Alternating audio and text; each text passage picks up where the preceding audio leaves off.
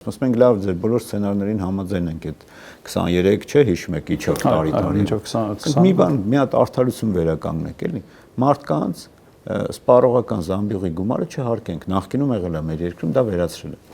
Մինիմալ շեմ, այո, չհարկենք։ Ընդ որում դա էլի եվրոպական դիրեկտիվաներով, տարբեր եվրոպական երկրներում դա միջև հիմա կա, ասենք նույն Բելգիացուն, ասում են, ասենք ստանում ես $10,000, 10,000 եվրո, քո $1,000 հանում ենք որպես քո բան, ապրուստային միավոր, մնացածը հարկում ենք։ Այսինքն հիմա դա ավելի լավ գործիք է, որտեղ ֆիքսված է, բոլորից ֆիքսում ենք, ասենք ինչքան է հաշվել տարեկան 35,000,